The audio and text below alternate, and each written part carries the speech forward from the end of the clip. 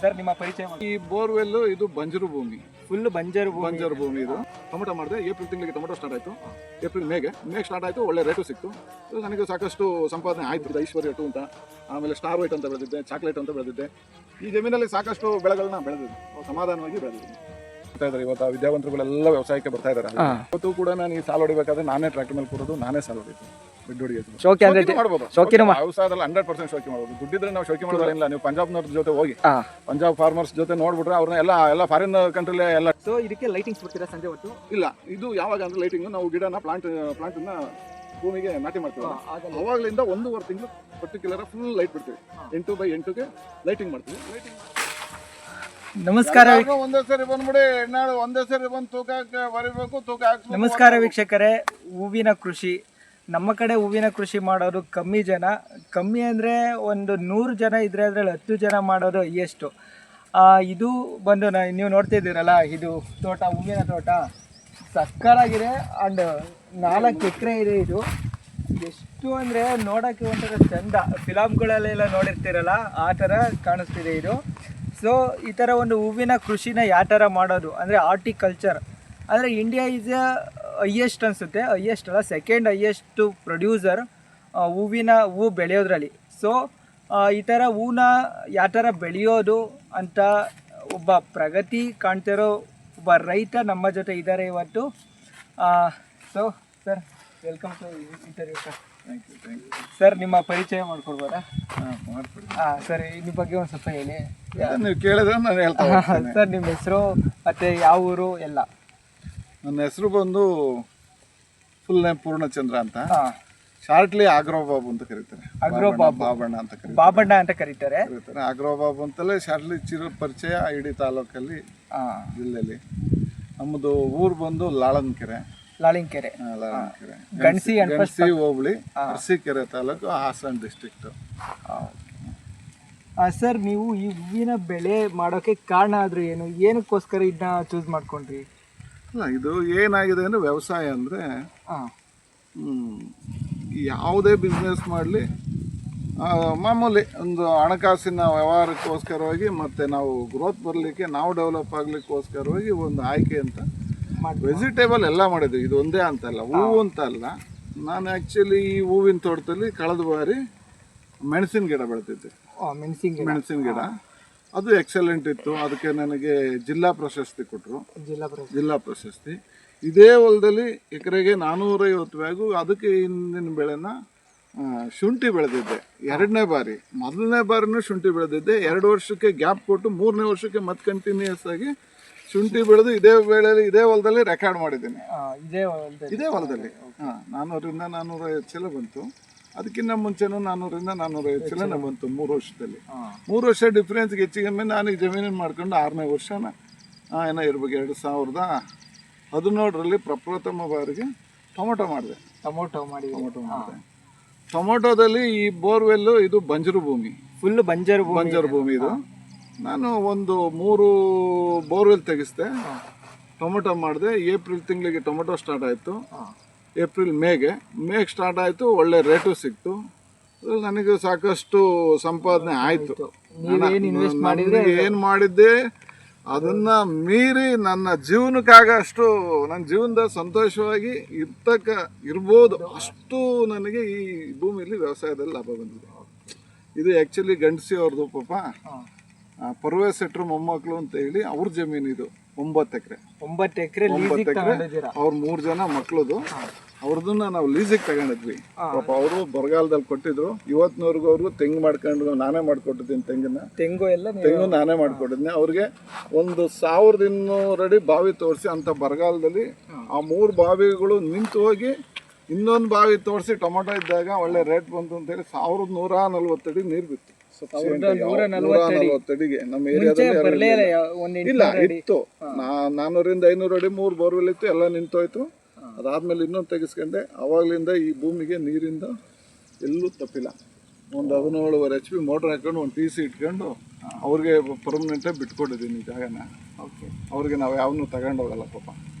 ಅವ್ರು ನಮಗೆ ಕೊಟ್ಟಿದ್ದಾರೆ ನಂಬಿ ಅವ್ರಿಗೆ ತೋಟ ಮಾಡಿಬಿಟ್ಟು ನೆಕ್ಸ್ಟ್ ಇನ್ನೊಂದು ವರ್ಷಕ್ಕೆ ಅವ್ರಿಗೆ ಅವ್ರ ಹ್ಯಾಂಡ್ ಓವರಿಗೆ ಬಿಟ್ಬಿಡ್ತೀನಿ. ಫುಲ್ ಹ್ಯಾಂಡ್ ಓವರ್ ಮಾಡ್ತೀರಾ? ಅವರ ಹ್ಯಾಂಡ್ ಓವರಿಗೆ ಕೊಡ್ಬಿಡ್ತೀನಿ. ಗಿಡಗಳು ಬೆಳೆದಿದ್ವಿ ಸಮೃದ್ಧಿಯಾಗಿ, ಈ ಹೂವನ್ನು ಬೆಳೆದಿದ್ವಿ. ಇದು 3ನೇ ಸರಿ ಹೂವು ಬೆಳೀತಾ ಇದ್ದೀನಿ ಈ ಜಮೀನಲ್ಲಿ. ಲಾಸ್ಟ್ ಟೈಮು ಸೆಂಟೆಲ್ ಅಂತ, ಇದು ಐಶ್ವರ್ಯ 2 ಅಂತ, ಆಮೇಲೆ ಸ್ಟಾರ್ ವೈಟ್ ಅಂತ ಬೆಳೆದಿದ್ದೆ, ಚಾಕ್ಲೇಟ್ ಅಂತ ಬೆಳೆದಿದ್ದೆ. ಈ ಜಮೀನಲ್ಲಿ ಸಾಕಷ್ಟು ಬೆಳೆಗಳನ್ನ ಬೆಳೆದಿದ್ದೀನಿ, ಸಮಾಧಾನವಾಗಿ ಬೆಳೆದಿದ್ದೀನಿ.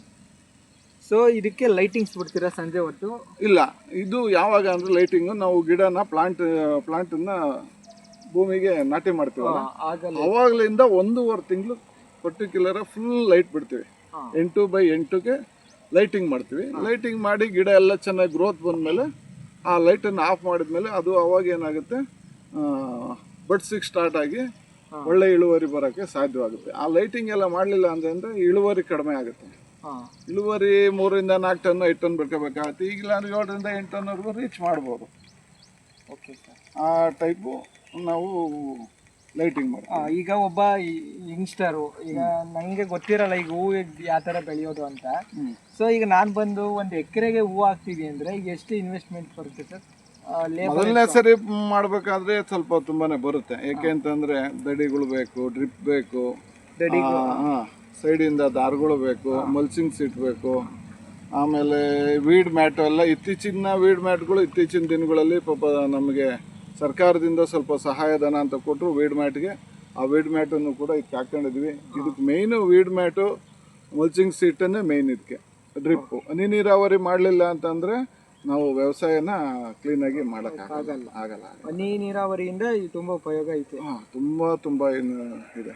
1 ಎಕರೆಲಿ ಹಾಯಿಸ್ತೀವಿ ಅಂದರೆ ಏನು ಒಂದು ವಾರ ಆದರೂ 4 ಎಕರೆಗೆ ಹಾಯ್ಸೋಕ್ಕಾಗಲ್ಲ. ಅದೇ ನೀವು ಹನಿ ನೀರಾವರಿ ಮಾಡಿದರೆ 1 ಅವರ್ ಚೇಂಜ್ ಮಾಡ್ಕೊಂಡು ಒಂದೇ ದಿವಸಕ್ಕೆ 4 ಎಕರೆ ನೋಡಿತೀವಿ. ಈಗ 20 ಗಂಟೆಗೆ ಒಂದ್ಸರಿ ನೀರು ಹೋಗುತ್ತೆ. 20 ಗಂಟೆಗೆ 1 ಅವರ್ ಅಂತಂದ್ರೆ ಎಷ್ಟಾಯ್ತು? 4 ಎಕರೆ 4 8 ಅವರಲ್ಲಿ 8 ಅವರಲ್ಲಿ ಹೊಲನ ಹೊಡಿತೀವಿ. 8 ಅವರ್ ನೀರು ಕೊಡ್ತಾರೆ ಇವಾಗೆಲ್ಲ. 8 ಅವರ್ ಕರೆಂಟ್ ಕೊಡ್ತಾರೆ. ಹಿಂದೆ ಮುಂದೆ ಮಾಡ್ಕೊಂಡು ಒಂದು ದಿವಸಕ್ಕೆ ಡಿಫ್ರೆನ್ಸ್ ಆಗ್ಬೋದು. ಒಂದ್ಸರಿ ಪವರ್ ಕಟ್ಟು ಅದು ಇದು ವೇರಿಯೇಷನ್ ಇರುತ್ತೆ. 2 ದಿವಸಕ್ಕೆ ಒಂದ್ಸರಿ ಆರಾಮಾಗಿ 1 ಅವರ್ ನೀರು ಕೊಡ್ಕೊಂಡ್ರೆ ಗಿಡ ನಿಮ್ದೇ ಬರ್ತದೆ. ಅಂದ್ರೆ ಚಿಕ್ಕ ಗಿಡ ಇದ್ದಾಗ 1/4 ಗಂಟೆ ಅಷ್ಟೇ. ಆಮೇಲೆ ಇದೆಲ್ಲ ಹಾರ್ವೆಸ್ಟಿಂಗ್ ಸ್ಟೇಜ್. ಹಾರ್ವೆಸ್ಟ್ ಮಾಡ್ತಾ ಇದ್ರಲ್ಲ ಆ ಕಡೆ ಎಲ್ಲ ನೋಡಿ, ಆ ಕಡೆಯಿಂದ ಬರ್ತಾರೆ. ಈ ಕಡೆಯಿಂದ ಹೋಗೋ ಅಷ್ಟೊತ್ತಿಗೆ 4 ಎಕರೆ 5 ದಿವಸ ಬೇಕು. 5 ದಿವಸ ಬೇಕು. 5 ದಿವಸಕ್ಕೆ ಈ ಕಡೆಯಿಂದ ಆ ಕಡೆಗೆ ಹೋಗ್ತೀವಿ, ಮತ್ತೆ ರಿಟರ್ನ್ ಈ ಕಡೆ 5 ದಿವಸಕ್ಕೆ ಬಂದು ಮತ್ತೆ ಈ ಕಡೆಯಿಂದ ಹೊಡ್ತೀವಿ. ಸೊ ಲೇಬರು ಯಾವಾಗಲೂ ಇರಲೇಬೇಕು. ಒಂದು 40ರಿಂದ 50 ಜನ ಲೇಬರು ನನ್ನ ಹತ್ರ ಪರ್ಮನೆಂಟ್ ಆಗಿದ್ದಾರೆ. ಈಗ ಕಡಿಮೆ ಮಾಡ್ಕೊಂಡಿದ್ದು. ನನ್ನ ಹತ್ರ 60ರಿಂದ 80 ಜನ, 100, 120 ಜನದವರೆಗೂ ವ್ಯವಸಾಯ ಮಾಡೋಕ್ಕೆ ಲೇಬರ್ ಇದ್ದರು. ಇವತ್ತಿನ ದಿನಗಳಲ್ಲಿ ಕಾಂಪಿಟೇಷನ್ ಬಿಸ್ನೆಸ್ ಆಗಿದೆ. ಇದು ಬಿಸ್ನೆಸ್ ಆಗಿದೆ. ಸೊ ನೀವು ನೋಡ್ತಾ ಇರ್ತೀರಾ, ಬಿಸ್ನೆಸ್ ಇಂದ ಫಾರ್ಮಿಂಗ್ ಬರೋರು ಇದ್ದಾರೆ. ಬಟ್ ನಾವು ಇವತ್ತು ನೋಡ್ತಾ ಇರೋ ರೈತ ಏನಂದ್ರೆ ಏನು ಫಾರ್ಮಿಂಗಲ್ಲೇ ಇದ್ದು ಈಗ ಇವ್ರದ್ದೇ ಆದ ಓನು ಅಗ್ರೋ ಸೆಂಟ್ರ್ ಇದೆ, ಬಾಬಣ್ಣ ಅಗ್ರೋ ಸೆಂಟ್ರ್ ಅಂತ, ಬಾಬು ಅಗ್ರೋ ಸೆಂಟ್ರ್ ಅಂತ ಯಾನ್ಪಸ್ಟಲ್ಲಿದೆ, ಗಣಸಿ ಯಾನ್ಪಸ್ಟಲ್ಲಿ. ಸೊ ಈಗ ನಮ್ಮ ವಿಡಿಯೋದ ಮೋಟೋ ಏನು ಗೊತ್ತಾ, ಒಬ್ಬ ಬಿಸ್ನೆಸ್ ಮ್ಯಾನ್ ಬಂದು ಅವನ ಕೋಟಿ ದುಡ್ಡಿರುತ್ತೆ, ಅವನೆಲ್ಲ ಇಲ್ಲಿ ಬಂದು ಇನ್ವೆಸ್ಟ್ ಮಾಡ್ತಾನೆ, ಅವನು ಏನೋ ಬೆಳಿತಾನೆ, ಆ ಥರ ಅಲ್ಲ. ಇವರು ಪಕ್ಕಾ ಪ್ಯೂರ್ ರೈತರು. ನೋಡಿ ಯಾವ ಥರ ಮಾಡಿದ್ದಾರೆ, ಹೂವಿನ ತೋಟ ನೋಡೋಕ್ಕೆ ಚೆಂದ. ಓಕೆನಾ? ಸೊ ಈಗ ಫಸ್ಟಿಂದ ಡೀಟೇಲ್ಸಾಗಿ ತಿಳ್ಕೊ ಹೋಗೋಣ.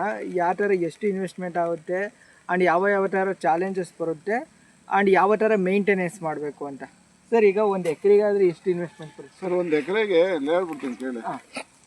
16,000ದಿಂದ 17,000 ಗಿಡ ಬೇಕು. ಒಂದು ಗಿಡ, ಒಂದು ಪ್ಲಾಂಟು ₹3 4 ರೂಪಾಯಿ, 3.5 ರೂಪಾಯಿ ಇರುತ್ತೆ. ಇಲ್ಲಿಂದ ತರಿಸ್ತಿಲ್ಲ, ಹೊರಗಡೆಯಿಂದ ಬೆಂಗಳೂರು, ಹೊಸಕೋಟೆ ಆ ಕಡೆಯಿಂದ ಪ್ಲಾಂಟ್ಗಳನ್ನ ತರಿಸ್ಕೊಂತೀವಿ. ನಮ್ಮ ನರ್ಸ್ಗಳು ಈ ಕಡೆ ಇಲ್ಲೂ ಈ ಥರದ್ದು ಹೈಬ್ರಿಡ್ ವೆರೈಟಿಗಳಿಲ್ಲ. ಇದಂತ ನಮ್ಮಲ್ಲಿ ಹೈಬ್ರಿಡ್ ಬೆಳೆಗಳು ಯಾರು ಇಲ್ಲಿ ಸಸಿಗಳು ಕೊಡಲ್ಲ.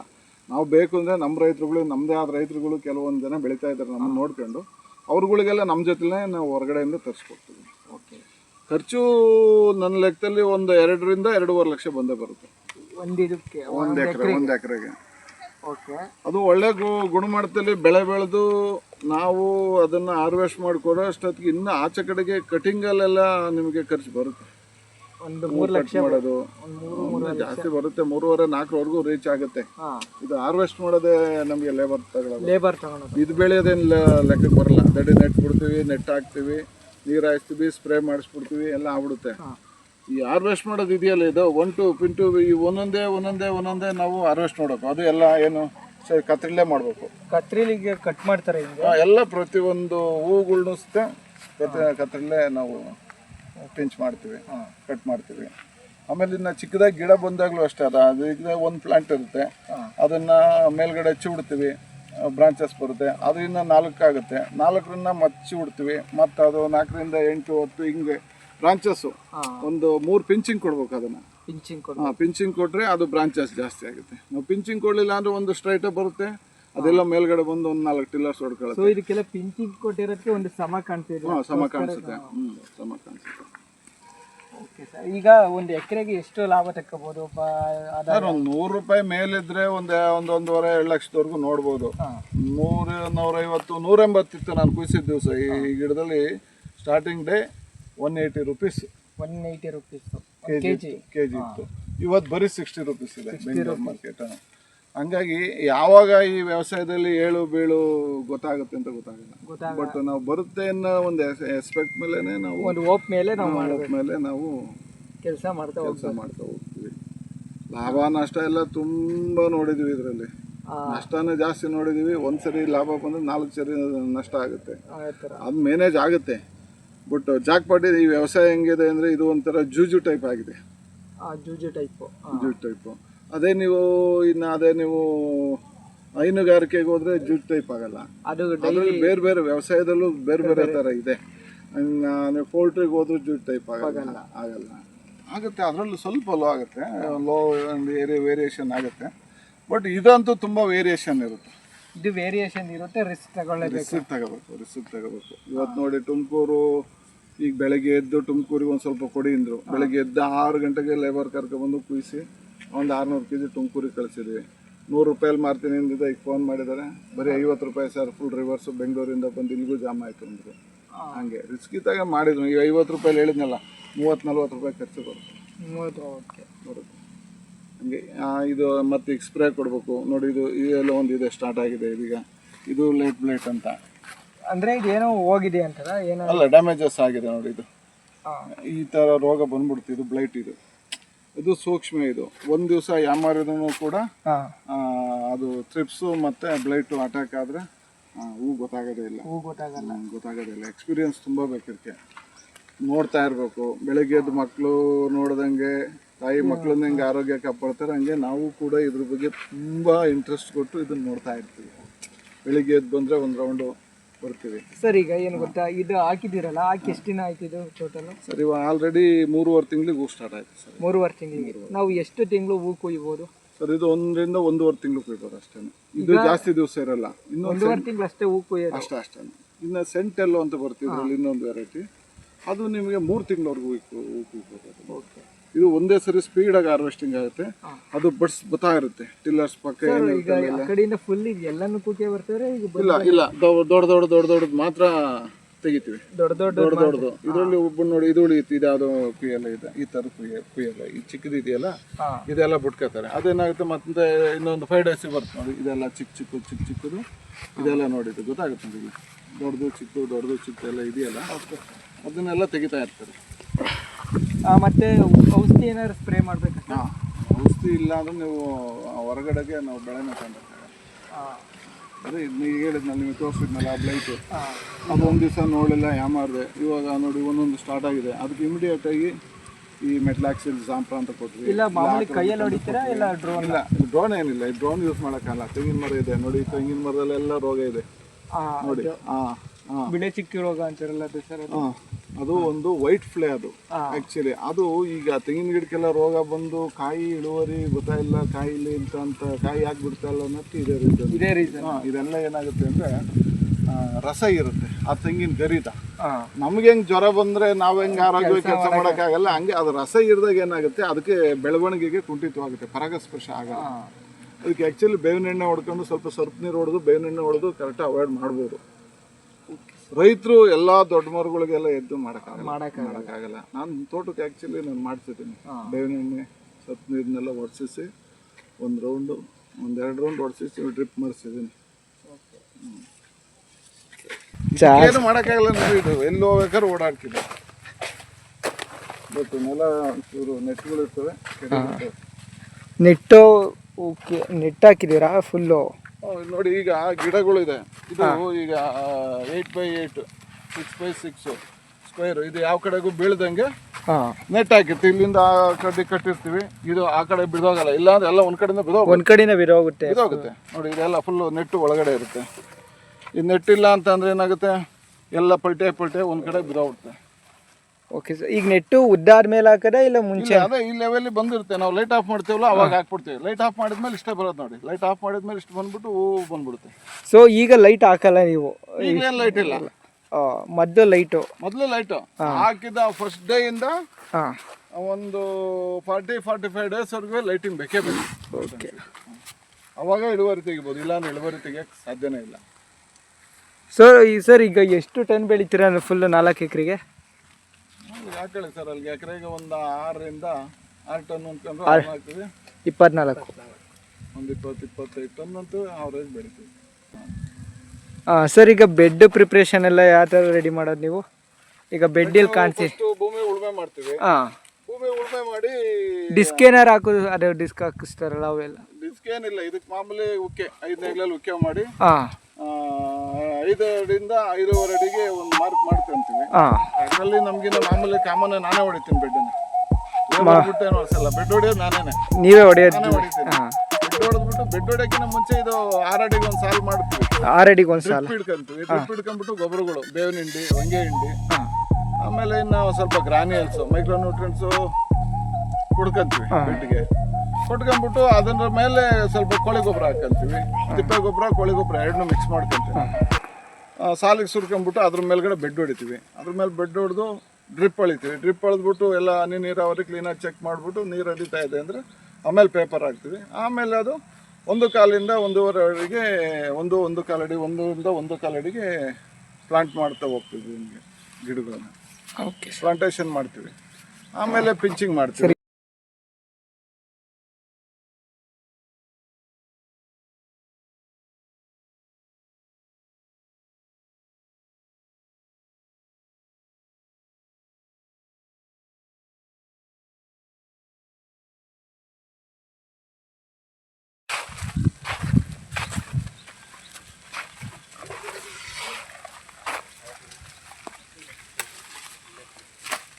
ಸೊ ಈ ಥರ ಮುರಿತಾ ಇರ್ಬೇಕಾ ಸರ್ ಯಾವಾಗಲೂ?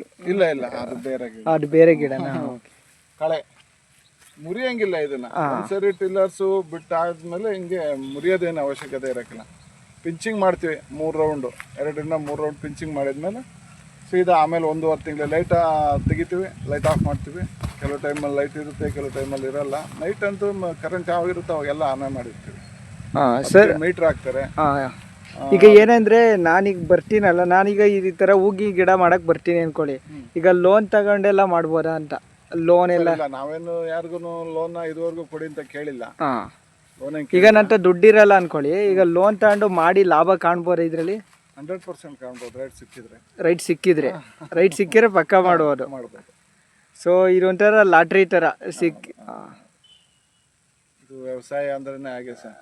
ಈಗ ಶುಂಠಿ ನಾರ್ಮಲ್ ಆಗಿರ್ತೀವಿ ಅಂದ್ರೆ 4 ಹಸ ಕಟ್ಕೊಂಡು ಜೀವನ ಮಾಡಕ್ಕೆ ಏನು ತೊಂದರೆ ಇಲ್ದಂಗೆ ಹಸುಗಳು ಸಾಕೊಂಡಿರ್ಬೋದು.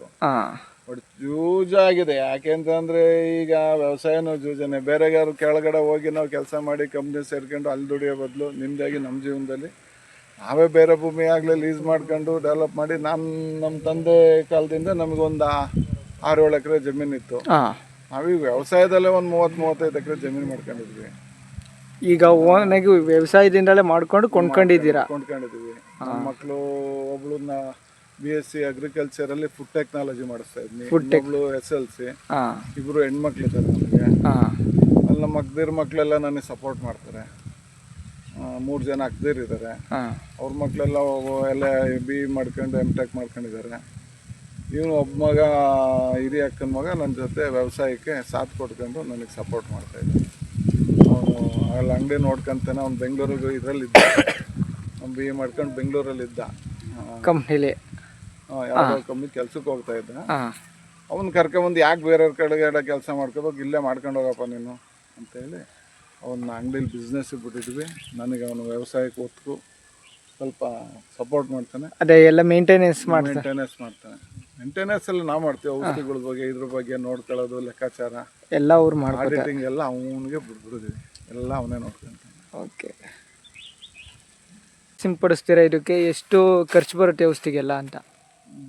ಔಷಧಿ ಸಿಂಪರಣೆ ಎಷ್ಟು ಅಂತ ಅನ್ನೋದಕ್ಕಿಂತಲೂ ನಾವು ಯಾವ ಥರ ಗಿಡನ ಡೆವಲಪ್ ಮಾಡ್ತೀವಿ, ಡೆವಲಪ್ ಮಾಡ್ಕೋಬೇಕು, ಅದ್ರ ಮೇಲೆ ಔಷಧಿಗಳು ನ್ಯೂಟ್ರಿಯೆಂಟ್ಸ್ಗಳನ್ನ ನಾವು ಕೊಡ್ಕೊಂತೀವಿ ಗಿಡಗಳಿಗೆ. ಈ ಬಿಸಿಲಿದೆ, ಈಗ ಬಿಸಿಲಿಗೆ ಏನಾಗುತ್ತೆ ಅಂತಂದರೆ ಫ್ಲವರ್ಸ್ ಎಲ್ಲ ಕಲರ್ಸ್ ಎಲ್ಲ ಸ್ವಲ್ಪ ಚೇಂಜಸ್ ಆಗುತ್ತೆ. ಅವಾಗ ಏನಾಗುತ್ತೆ, ಒಳ್ಳೊಳ್ಳೆ ಗೊಬ್ಬರಗಳನ್ನ ಅಡಿಯಿಂದ ಡ್ರಿಪ್ಪಲ್ಲಿ ಕೊಡ್ತೀವಿ, ಮೇಲ್ಗಡೆಯಿಂದ ಸ್ಪ್ರೇ ಕೊಡ್ಕೊಂತೀವಿ.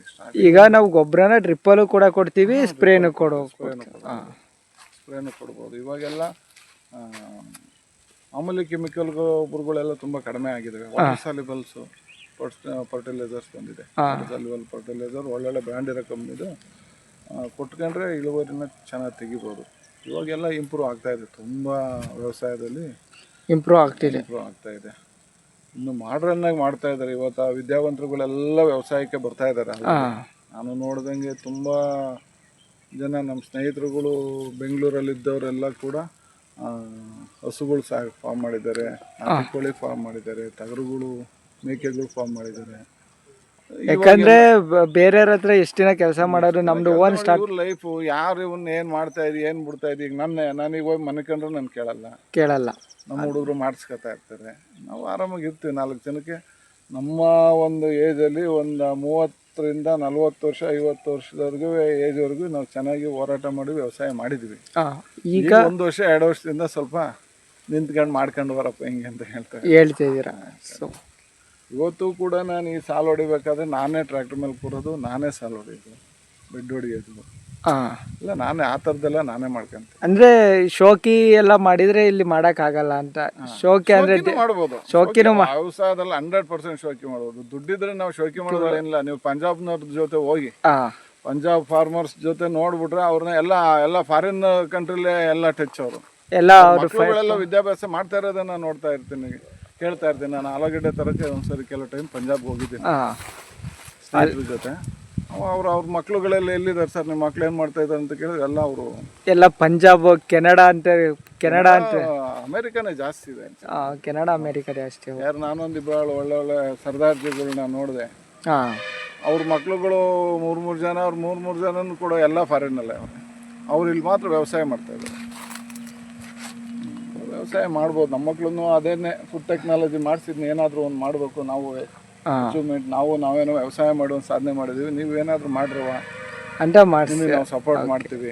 ನಿಮ್ಮ ಜೀವನಕ್ಕೆ ನೀವು ನಮ್ಮ ಕಾಲ ಮೇಲೆ ನಿಲ್ಲಕೊಡಿ, ನಿಮ್ಮ ಕಾಲ ಮೇಲೆ ನೀವು ನಿಲ್ಲಿ ಅಂತ ಹೇಳಿ ಅವ್ರಿಗೂ ಸಪೋರ್ಟ್ ಮಾಡ್ತೀನಿ. ಮಾಡ್ತಾರೆ, ಟ್ಯಾಲೆಂಟ್ ಆಗಿದ್ದಾರೆ ಮಕ್ಕಳು.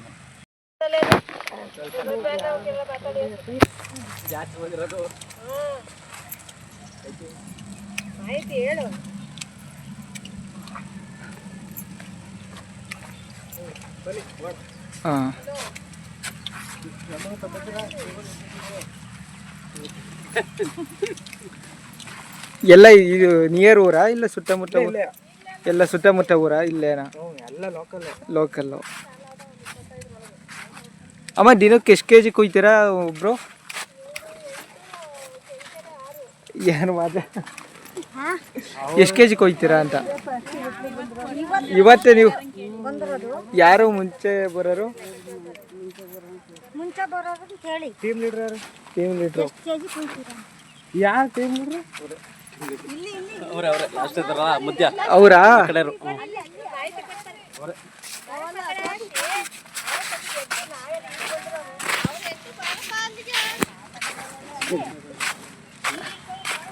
ನೋಡಿ, ಜನ ಮಾತಾಡೋಕೆ ಹೆದರಿಕೊತಾರೆ. ನಾವು ಆದರೂ ಕೇಳಬೇಕಲ್ಲ, ಇನ್ಫಾರ್ಮೇಷನ್ ತಲುಪಿಸ್ಬೇಕಲ್ಲ.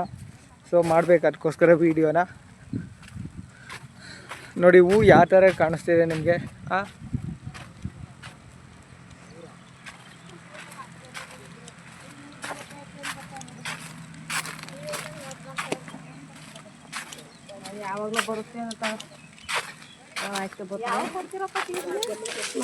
ಟಿವಿಗಲ್ಲ, ಯೂಟ್ಯೂಬು. ಮಾತಾಡಿ, ನಿಮ್ಗೇನು ಗೊತ್ತು ಅದ ಅಲ್ಲ. ನೋಡಿದ್ರಲ್ಲ, ಒಂದು ಬಿಸ್ನೆಸ್ ಯಾವ ಥರ ಒಂದು ಜಾಬ್ನ ಕ್ರಿಯೇಟ್ ಮಾಡುತ್ತೆ ಅಂತ ನೋಡಿ. ಆಲ್ಮೋಸ್ಟು ಎಷ್ಟು ಜನ ಕೆಲಸ ಮಾಡ್ತಾರೆ ಅಂದರೆ ಅಲ್ಲಿ 2, 4, 6 ಒಂದು 15, 20 ಮೆಂಬರ್ಸ್ ಇಲ್ಲಿ ಬರೀ ವುಮೆನ್ಸ್ ಇರೋದು. ಓಕೆನಾ. ಈ ಒಂದು ಬಿಸ್ನೆಸ್ಸು ನಮ್ಮ ದೇಶದ ಆರ್ಥಿಕರಿಗೆ ತುಂಬ ಹೆಲ್ಪ್ ಮಾಡುತ್ತೆ. ಬಿಸ್ನೆಸ್ ಇದ್ದಂತೆ, ಬಟ್ ಇದು ಬಿಸ್ನೆಸ್ ಅಲ್ಲ, ಫಾರ್ಮಿಂಗ್, ಪ್ಯೂರ್ ಫಾರ್ಮಿಂಗ್. ಇವರು ಪ್ಯೂರ್ ವಿಲೇಜ್ ಫಾರ್ಮಿಂಗ್ ಮಾಡ್ತಾ ಇರೋದು ಇವರು. ಆ್ಯಂಡ್ ರಿಸ್ಕ್ ತಗೊಂಡಿದ್ದಾರೆ. ಓಕೆನಾ. ಒಳಗಡೆ ಬಂದು ಹೂವಿನ ತೋಟ ನೋಡೋಕ್ಕೆ ಒಂಥರ ಚೆಂದ ಮತ್ತು ಸಿನಿಮಾ ಮಾಡ್ಬೋದು ಅನಿಸುತ್ತೆ. ನೋಡಿ ಹೂ ತೋರಿಸಿ ಬ್ರೋ, ನೋಡಿ ಯಾವ ಥರ ಇದ್ದಾವೆ ಹೂವು. ಸಿನಿಮಾ ಮಾಡೋಕ್ಕಂತೂ ಮತ್ತು ಫೋಟೋಗ್ರಫಿಗಂತೂ ಒಳ್ಳೆ ಲೊಕೇಶನ್ ನೋಡಿ ಇದು. ಆ್ಯಂಡ್ ನೀವೇನಾದರೂ ರಿಸ್ಕ್ ತಗೊಂಡು ಹಾರ್ಟಿಕಲ್ಚರ್ ಅಂದರೆ ಹೂ ಕೃಷಿ ಮಾಡ್ತೀನಿ ಅಂದರೆ ಇವ್ರ ನಂಬರ್ ಕೊಡ್ತೀನಿ, ನಾನು ಸ್ಕ್ರೀನ್ ಮೇಲೆ ಹಾಕಿರ್ತೀನಿ, ಬೇಕಾದ್ರೆ ಗೈಡೆನ್ಸ್ ತಗೊಳ್ಳಿ. ಓಕೆನಾ.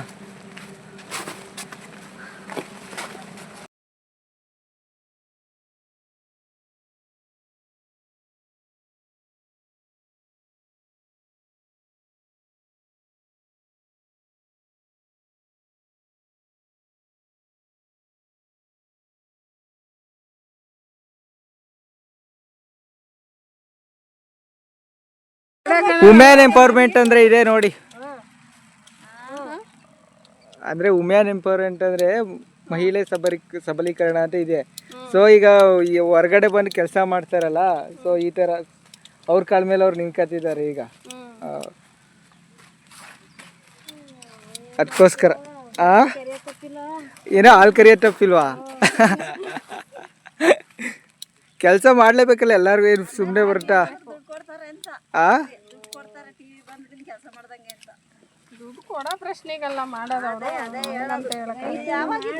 ಯಾಕ್ರಿ ಇದು ಕಲ್ಕತ್ತಾ ಕಟಿಂಗ್ಸ್ ಏನಂತಾರಲ್ಲ, ಇದು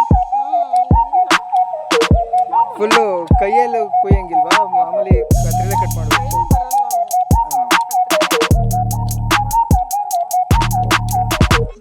ಗಿಡ ನೋವಾಗುತ್ತೆ.